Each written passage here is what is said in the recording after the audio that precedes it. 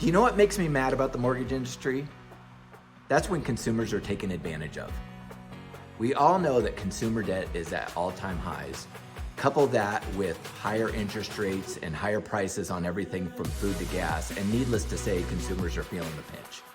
So along come mortgage companies to save the day.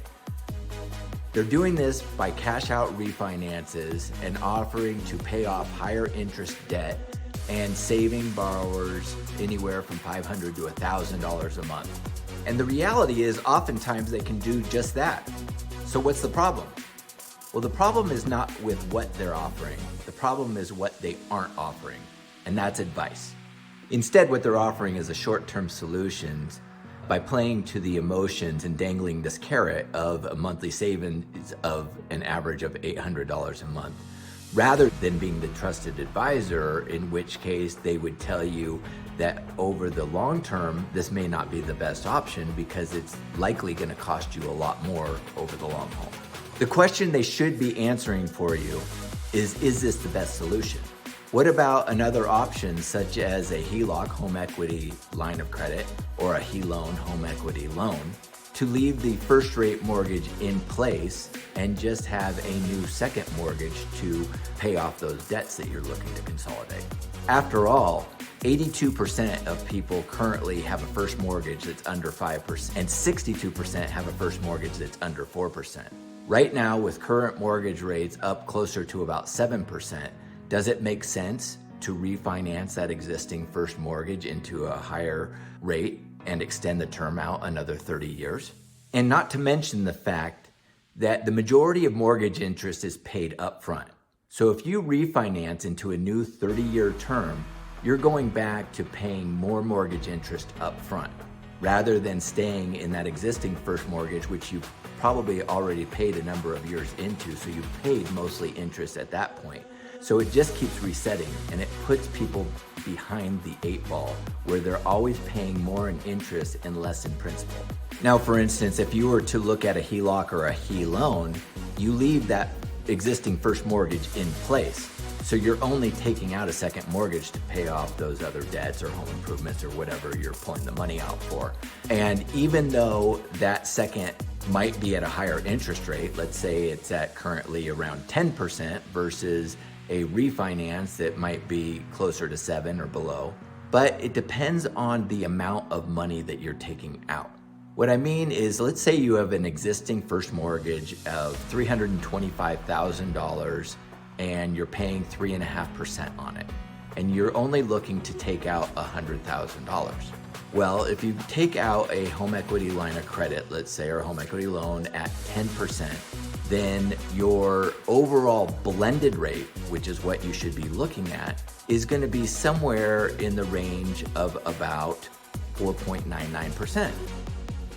Whereas if you take out a new first mortgage, a cash out refinance, and pay off the existing first, the current rates are, let's say, about 6.75 to 7%. So even at 6.75%, you're paying a higher interest rate than what the blended rate would be. And therefore, your monthly payment is actually gonna be about $280, $290 higher by doing a cash out refinance than taking out just the home equity loan.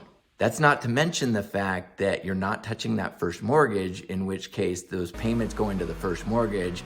It's not resetting the term to a new 30 years. And as you go on, more and more goes toward principal. On top of this, the overall net worth that you achieve by doing the first plus the HELOAN versus the cash out is going to be much greater over, let's say, a 10-year period. And that's not to mention the fact if you were to reinvest the monthly savings. In both cases, it would save you years off of the mortgage and thus increase your net worth by investing those monthly savings back in to pay off the mortgage sooner. But you're gonna have even an accelerated payoff and thus a higher net worth if you were to do the existing first plus the HELOAN in this case, because you're paying more toward principal and you're gonna pay it off earlier. Now keep in mind, I'm not saying that doing a second loan or second line of credit is always the best scenario. In this example that I just gave, it would be more than likely a better scenario. But let's say that you have an existing first that is a lower amount and you need to take more money out, maybe for home improvements, things like that.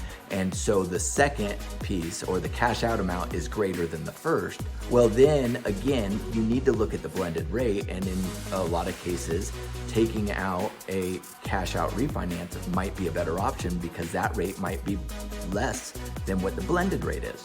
So the point of the matter is, the trusted advisor, your mortgage loan officer, needs to be having this discussion with you and needs to be doing the math. This is our job, and oftentimes I think something that we fail as an industry to provide.